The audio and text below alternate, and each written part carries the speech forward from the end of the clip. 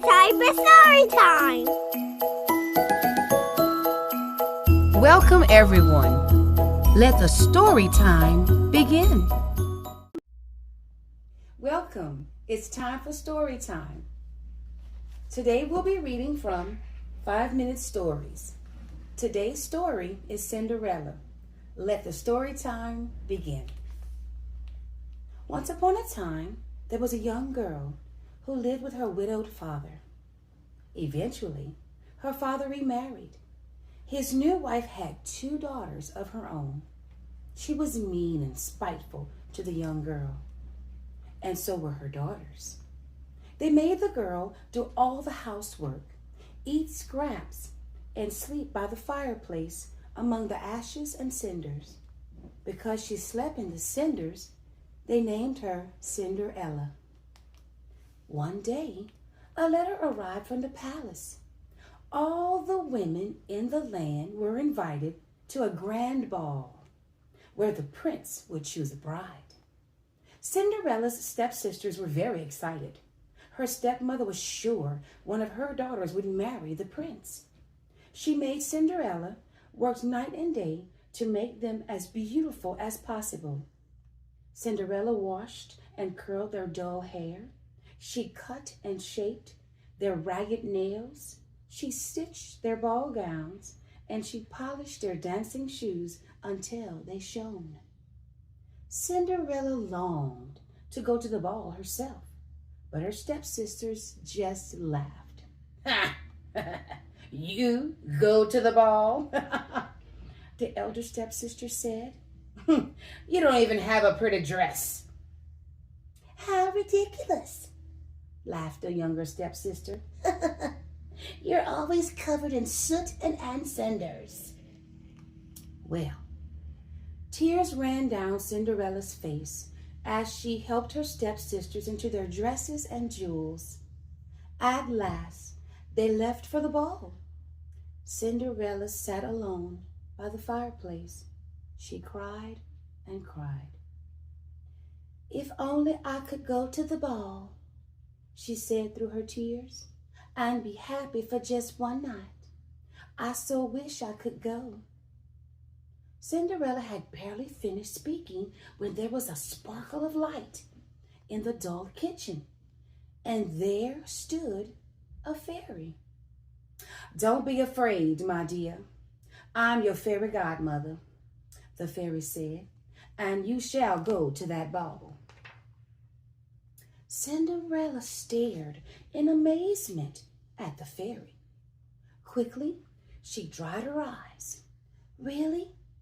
Can I really go to the ball?" she asked, barely daring to believe it. If I do, I say it, all will be well," the fairy answered. "I'm used to doing as I'm told," Cinderella sniffed. The fairy godmother told her to bring a pumpkin, 4 white mice, and a black rat. Cinderella hurried to the garden and picked a pumpkin. She found 4 mice that were in the kitchen, and she caught a rat sleeping in the barn. With the wave of the fairy's wand, the pumpkin turned into a gleaming golden coach. Cinderella gasped in astonishment. "It's beautiful," she said. "But who will drive it?" The fairy waved her wand again, and the 4 mice became 4 handsome white horses. She waved her wand a 3rd time, and the rat turned into a tall coachman. "How wonderful," Cinderella cried, "but I can't go to the ball in these rags." "And you won't go in rags," her fairy godmothers cried. She waved her wand, and Cinderella's rags turned into a beautiful ball gown. Glittering glass slippers appeared on her feet. Cinderella looked lovely. "Now, off you go," her fairy godmother said. "But remember, all this will vanish at midnight, so you make sure you home by then." Cinderella climbed into the coach, and it whisked her away to the palace. She never been happier. Well, everyone was enchanted by the lovely stranger, especially the prince, who danced with her all evening. Cinderella enjoyed herself so much she completely forgot the fairy godmother's warning. Suddenly, the palace clock began to strike midnight. Bong, bong, bong. Cinderella picked up her skirts and fled. The worried prince ran after her. Bong, bong, bong. She ran down the palace steps. She lost one of her glass slippers on the way, but she didn't dare stop. Bong, bong, bong. Cinderella jumped onto the coach and it drove off before the prince could stop her. Bong, bong, bong. On the final stroke of midnight, Cinderella found herself on the roadside beside a pumpkin. 4 white mice and a black rat scampered around her. She was dressed in rags and had only a single glass slipper left from her magical evening. Even if it was a dream, she said to herself, it was a perfect dream. Now, at the palace, the prince looked longingly at the glass slipper he had found on the steps that night. He could not forget the wonderful girl he had danced with all night long. I will find her, he said to himself, and I will marry her. So he took the glass slipper and set out to visit every house in the land. At last, he came to Cinderella's house. Her 2 stepsisters tried to squeeze their huge feet into the delicate slipper. But no matter what they did, they could not fit their fat feet into the slipper. Cinderella watched as she scrubbed the floor.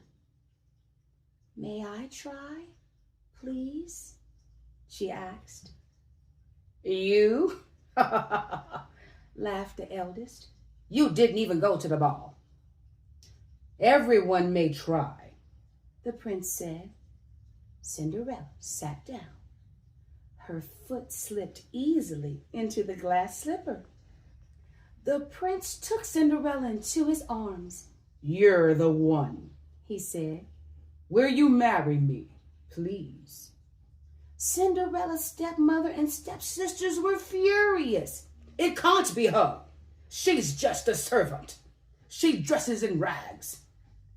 But at that moment, the fairy godmother appeared and turned Cinderella's rags back into the fabulous ball gown. Cinderella took the other slipper from her pocket. Yes, Cinderella said. Yes, it was me. And yes, I will marry you. Much to the disgust of her stepmother and stepsisters, Cinderella married the prince the very next day and went to live in the palace. The couple lived long, happy lives together, and Cinderella's stepmother and her daughters had to do their own cleaning and never went to the ball at the palace ever again. The end. Thank you for joining us at It's Time for Story Time. Till next time. You did a great job with reading today. Remember to like, subscribe, and hit the bell to be notified of new books weekly.